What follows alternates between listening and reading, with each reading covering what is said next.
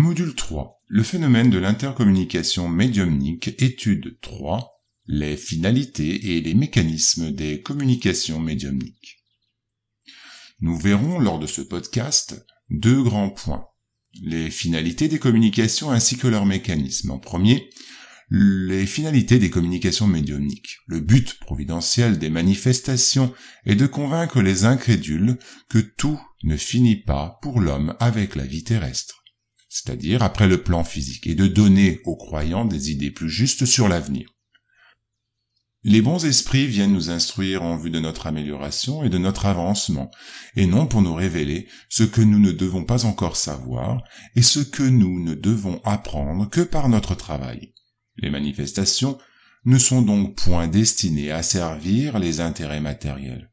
Leur utilité est dans la conséquence morale qui en découle. Mais n'eussent-elles pas résultat que de faire connaître une nouvelle loi de nature, de démontrer matériellement l'existence de l'âme et son immortalité? Ce serait déjà beaucoup. La possibilité d'entrer en communication avec les esprits est une bien douce consolation puisqu'elle nous procure le moyen de nous entretenir avec nos parents et nos amis qui ont quitté la terre avant nous.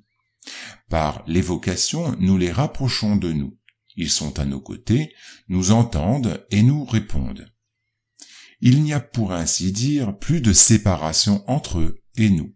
Ils nous aident de leurs conseils, nous témoignent leur affection et le contentement qu'ils éprouvent de notre souvenir. C'est pour nous une satisfaction de les savoir heureux, d'apprendre par eux-mêmes les détails de leur nouvelle existence et d'acquérir la certitude de les rejoindre à notre tour.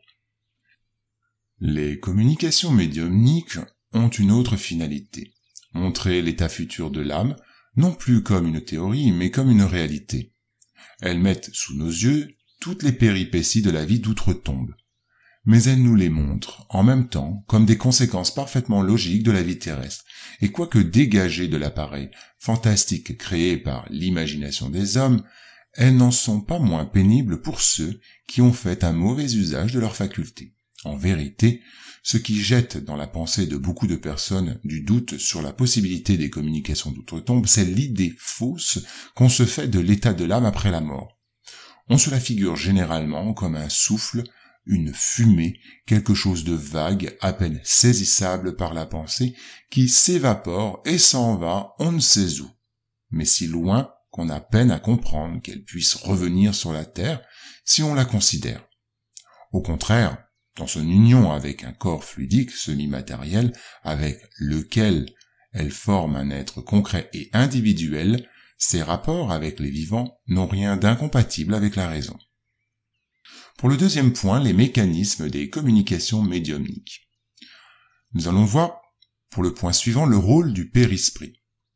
Nous savons que les esprits incarnés et désincarnés ont un corps fluidique auquel on donne le nom de périsprit. Sa substance est puisée dans le fluide universel ou cosmique qui se forme et l'alimente.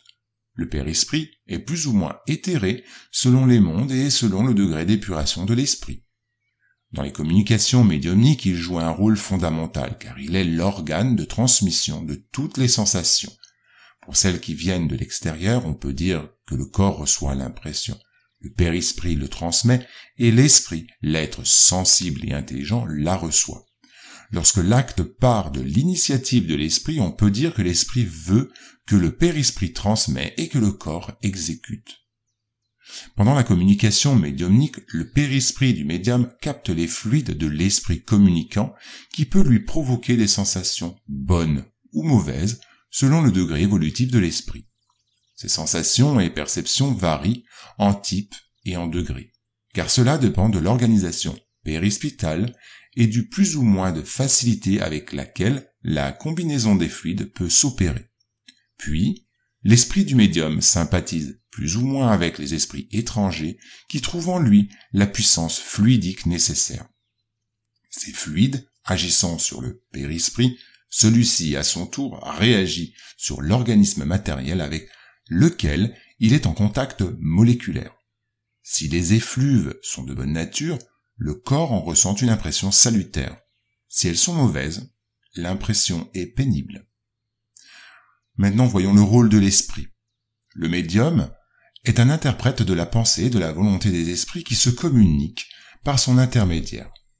Tout comme il faut un fil électrique pour transmettre une nouvelle au loin, et au bout du fil une personne intelligente qui la reçoit et la transmet. Il utilise donc son esprit pour connaître les intentions et les idées de l'esprit communicant.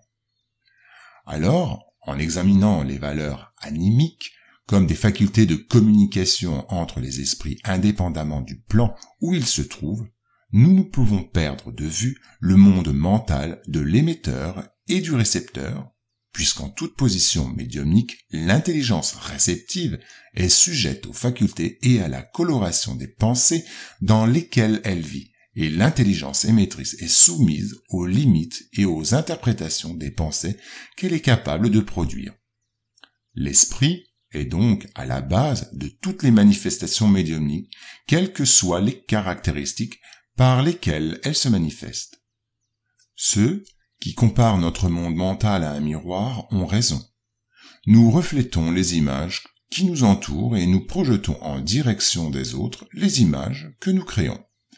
Et comme nous ne pouvons fuir les impératifs de l'attraction, nous ne reflèterons la clarté et la beauté que si nous installons la beauté et la clarté dans le miroir de notre vie intérieure. En conjuguant l'action du périsprit et de l'esprit, nous pouvons alors percevoir les fluides ambiants et ceux des esprits qui nous environnent, et entrer en syntonie avec eux en captant leurs intentions, sentiments, volontés et idées. C'est le mécanisme de base des communications médiumniques. Mais non, parlons du point suivant, la syntonie médiumnique. Elle se fait par l'intermédiaire d'un lien entre l'esprit communicant et l'esprit du médium. L'esprit d'André Louis explique que, pendant la communication médiumnique, il se forme un circuit mental qui exprime, entre guillemets, la volonté d'appel et la volonté de réponse, respectivement dans l'aller et le retour, représentant la commande de l'entité communicante et l'accord du médium. Ce phénomène peut tout aussi bien être appliqué à la sphère des esprits désincarnés qu'aux esprits incarnés, car il exprime la combinaison naturelle ou provoquée dans les domaines de l'intelligence, comprenant les services d'association, d'assimilation, de transformation et de transmission d'énergie mentale. Pour réaliser ces activités, l'émetteur et le récepteur conservent les facultés qui leur sont propres au niveau cérébral, dans l'intimité desquelles opèrent les circuits élémentaires du système nerveux, répondant aux travaux spontanés de l'esprit, comme les idéations, la capacité de sélection, l'autocritique et l'expression. Il faut considérer que pendant l'échange médiumnique, le médium est quelquefois dans un état de crise ou alors de transe. La syntonie médiumnique n'est donc que l'une des étapes de la transe, obtenue au moyen de la concentration et de l'usage des deux outils importants, la pensée et la volonté. Maintenant, regardons en dernier point l'influence morale du médium. L'influence morale du médium dans les manifestations des esprits, qui sera étudiée plus en détail à un autre moment, est une difficulté sérieuse rencontrée dans la pratique médiumnique. Les médiums vicieux, qui ne font pas d'efforts pour combattre leurs imperfections, surtout l'orgueil et la vanité, sont la cible de l'attaque d'esprits imparfaits, peu scrupuleux, capables de s'approprier le nom d'entité vénérable. Toutes les imperfections morales sont autant de portes ouvertes qui donnent accès aux mauvais esprits. Mais celle qu'ils exploitent avec le plus d'habileté, c'est l'orgueil.